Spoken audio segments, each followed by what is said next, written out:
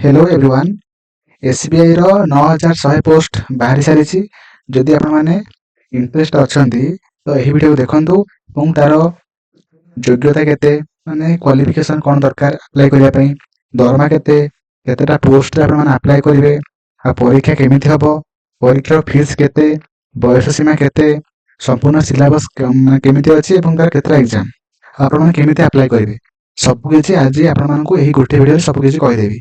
तो आपण माने वीडियो को फास्ट रु लास्ट जाए देखंतु, सब किछि जानि परिबे। देखंतु फास्ट आमे कथा हबा तार क्वालिफिकेशन कौन दरकार है। फास्ट मुझे कही रखी कि आम क्वालिफिकेशन जोटा कि आम कही एठी डिसेम्बर 31 तारिख भितर आपण माने जेमिति भी +3 पास हो सारी तेबे जाकि आपण माने एही पोस्ट रे अप्लाई करि परिबे हैला। एवं एहार दरमा केते ना पाखापाखि आम बेसिक पे केते ना होची कहि होची एठी तार बेसिक जोटा कि आम अछि 24,000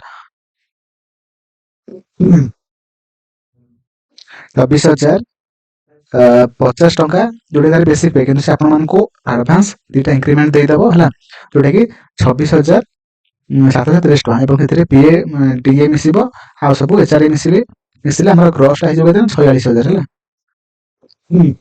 हम तापरे जानिले फास्ट योग्यता कोन दरकार, जोटा कि +3 सथिया दरकार डिसेंबर 31 तारिख भितरे। एवं तापरे हमर परीक्षा केतरा हबो हैला, परीक्षा केतरा हबो ना हमर दुटा परीक्षा तीनटा परीक्षा हबो।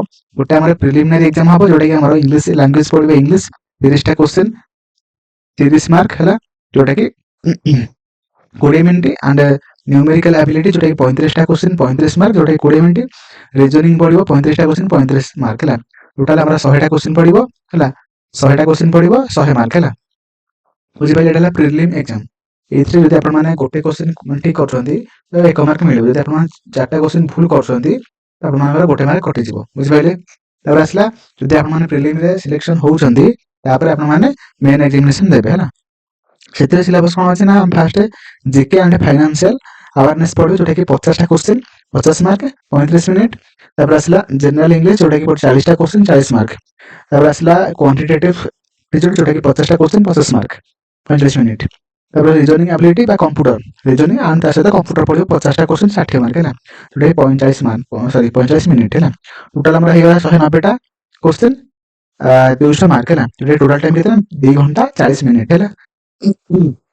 तापरे आपण माने जदि मेन एग्जाम भी क्रैक करछंती तापरे आपण माने गोटे कोन लोकल लैंग्वेज प्रोफिशिएंसी टेस्ट आपण माने देबे हैला। आपण मानकर लोकल लैंग्वेज जहा भी थिबो माने हमर कोन ना ओडिया, तो ओडिया को नेकी आपण माने गोटे हैला लैंग्वेज प्रोफिशिएंसी टेस्ट देबे हैला। एवं मु एबे कहि छी आपण माने केतरा पोस्ट हैला, टोटल हो हमर 9100 टा पोस्ट। ता मध्ये ओडिसा रे हमर केतरा पोस्ट अछि, ओडिसा रे हमर पोस्ट होची एससी रे होची 176 टा, एससी रे 176 टा, आउ एसटी रे 242 टा एंड ओबीसी रे होची 132 टा, ईडब्ल्यूएस रे होची 110 टा, जनरल होची 440 टा, टोटल होची 1100 पोस्ट हैला। बुझि पाइले आउ जहा सब हमर बैकलॉग वैकेंसी जाय अछि सब रिपोर्टर अछि हैला, देखि लेबा थरे। तापरे हमर क्वालिफिकेशन गला माने एग्जाम किमिते पास गला। एबे हम देखिबे एग्जाम रो फी आ हां एज देखतबा। देखो एज कोन माने एज लिमिट होची 20 वर्ष रु आपण मानकर अधिक होइतो, माने आपण माने एप्रिल मास 1 तारिख माने सुधा आपण मानकर 20 वर्ष होई सारी थिबो, तेबे जाके आपण माने अप्लाई करि परिबे हैला 2026 एप्रिल मास 1 तारिख पर्यंत। यदि आपण मानकर माने 20 वर्ष होई जाउछ आपण माने अप्लाई करि परिबे हैला।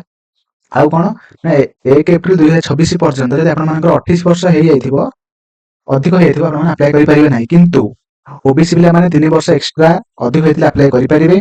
एससी एसटी माने 5 वर्ष अधिक होइतिले अप्लाई करि परिबे। आउ जनरल पीडब्ल्यूडी जनरल माने जनरल जो माने थिबे से माने 10 वर्ष एक्स्ट्रा हेतिले बडा हेतिले अप्लाई करि परिबे। ओबीसी 13 वर्ष एंड एससी एसटी 15 वर्ष हैला, जोटा पीडब्ल्यूडी ने नॉर्मल पिला न हैला।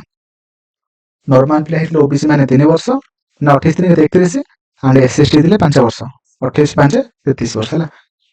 से वर्ष पर्यंत आपण अप्लाई करि परिबे। तापर असला एग्जाम फी बुझबा। एग्जाम फी हमर कोन, एग्जाम फी हमर एससी एसटी पीडब्ल्यूडी ए माने हमर तापर फ्री रे अप्लाई करिवे, किंतु जनरल ओबीसी ईडब्ल्यूएस पिला माने 750 टका फी देबे हैला।